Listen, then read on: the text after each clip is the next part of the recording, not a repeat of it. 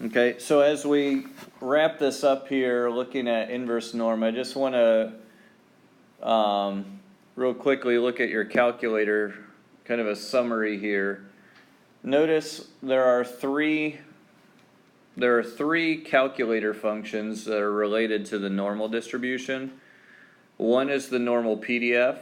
We're never going to use that. It's used for graphing. Okay. The normal CDF is when you know the scores and you want to find the probability. That's what we've been doing.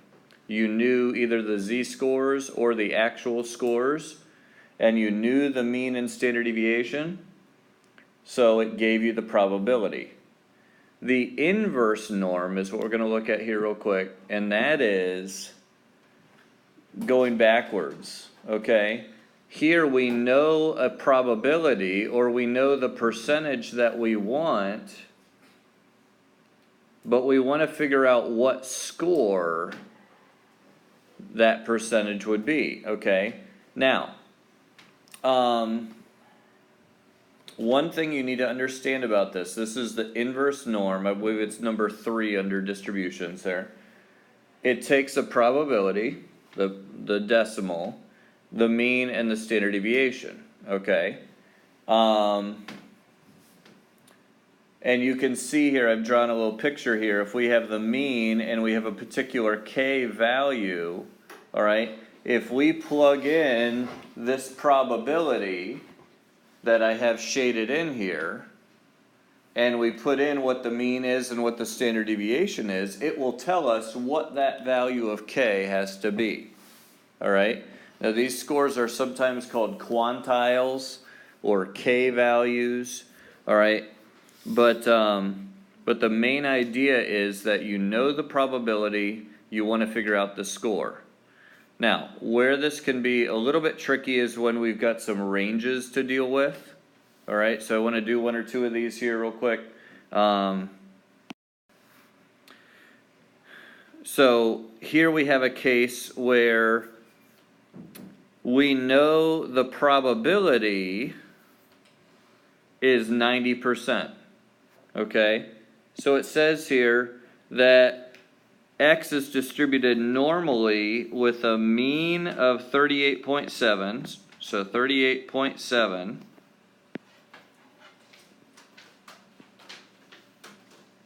and the standard deviation is 8.2. Okay, now what this is saying is that 90% of the data here falls below K. So obviously K is going to be to the right of the mean. Okay? And this part over here contains 90%. Okay?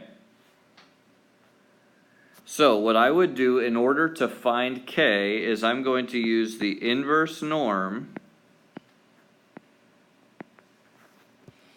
I put in that probability, I put in the mean, and I put in the standard deviation.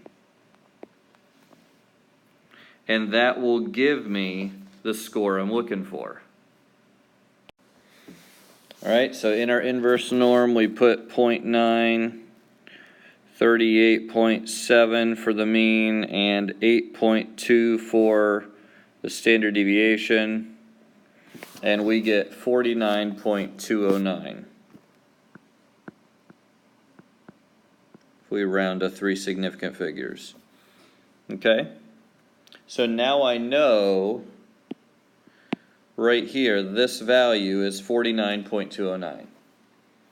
Okay? Does that make sense? Yeah. Okay. Now, it's important that you understand exactly what this function is using, okay? Because that probability you have to give has to be the probability that you are less than K. So for K, like for inverse, normal distribution, there's no question about like range, like not range, like till this number to Well, there can be, that's the thing. Yeah. That's the thing with this, okay? And we're gonna get to one like that. Here's kind of a beginner one of that, where it's not less than, but it's greater than. Okay, so we still have the mean equal to 38.7.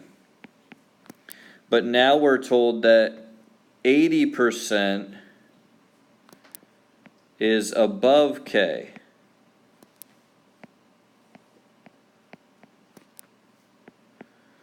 The problem is our function on our calculator requires us to have the area below. So what do we have to use? Huh? 20. Yeah, 20. Okay, so that is 20%. So we're going to use the inverse norm with 0.2, 38.7, and 8.2.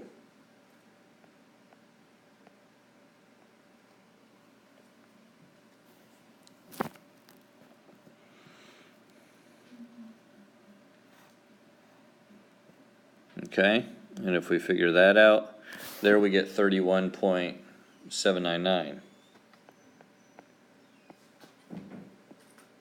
It is very easy to mess that part up. So make sure you think about your answer. If 80% of the stuff is above my score should be below the mean. If I accidentally did this the wrong way and I got something like 46 or whatever, that ought to be throwing up some red flags to us. That, wait a sec, 80% of the stuff can't be over something that's bigger than the mean is. Okay? So you got to think through that part. Does anyone have any questions so far? Okay. That's top 7.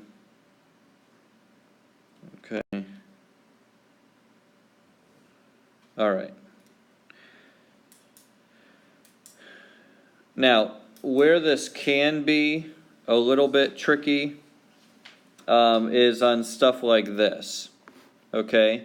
Here we have one where there's a range of values. Okay? And it says that our mean is 503 milliliters. So I'm going to draw my normal curve here. The standard deviation is 0.5 milliliters.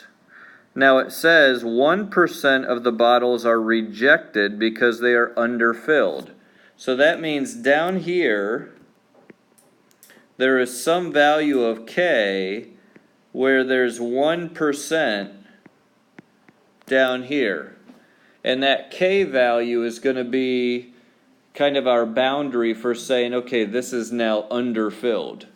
If we're selling this drink and we're saying it has 503 milliliters, then it should be pretty close to 503 milliliters.